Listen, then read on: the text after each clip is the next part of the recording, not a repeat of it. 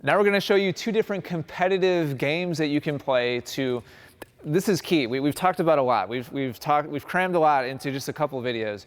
We've talked about different swing paths for different shapes of shot. We've talked about how those different shapes relate to different phases of play, whether you're really defensive or you're in balance, or it's maybe an offensive opportunity when your opponent's up at the net.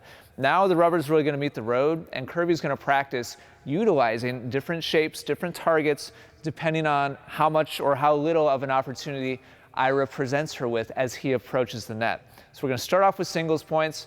It's going to be really, really simple and straightforward. I'm just simply going to feed Ira a short ball. He's going to approach. This is going to be a cooperative, competitive approach from Ira, meaning he's not trying to hit winners. It doesn't help Kirby. It doesn't really help him a whole lot either. They're trying to get the point started, but Ira doesn't want to just feed her sitters over and over either. He's trying to find a little zone of challenge for her so that she can get a little bit, point realistic practice. So he's able to hit cross-quarter down the line, whatever he wants, and a challenging first shot, but without trying to win the points. All right, we're not going to keep track of score here, but we are going to play out the points, and we're just going to simply test Kirby's decision-making and shot selection to see how good of a job she does trying to execute these different shots that we've talked about.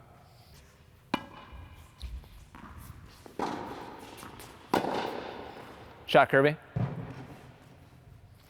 So Kirby really can have one of two main mindsets here. She can have kind of a seek and destroy mentality where she's going for a winner right off the bat. And for some players, that fits their style of play. It fits their weapons. Or she can have more of a setup and pass mentality where she's trying to use the rolling ball first and then followed by the finishing shot. Either one is totally viable.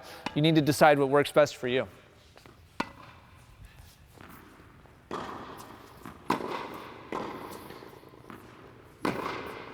Nice, Kirby. Good setup, good finish, nice calmness on both swings.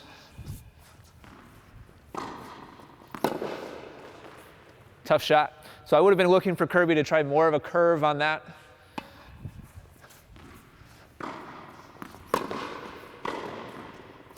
The problem with the flat drive is if you don't hit your target, if you don't nail it, you leave yourself very vulnerable because the ball gets to your opponent very quickly, and if they have an easy racket on it, then it leaves them a lot of opportunity to just finish the point on the next shot. Nice dipper, Kirby. Nice curve there to get it down low to Ira.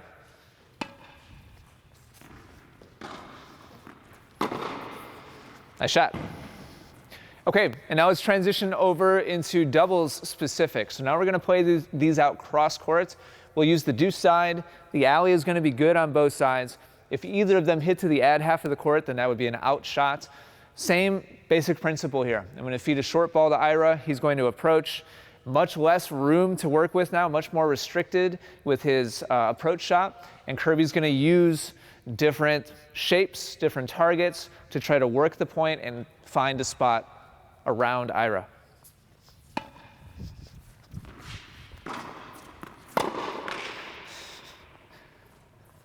Because there's not a lot of court to work with here, going for the big, flat, booming shot right off the bat is probably not your best approach. I mean, if it's your game, then by all means, go for it.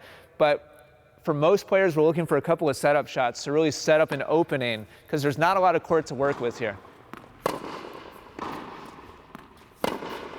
Nice, Kirby. Good dipper.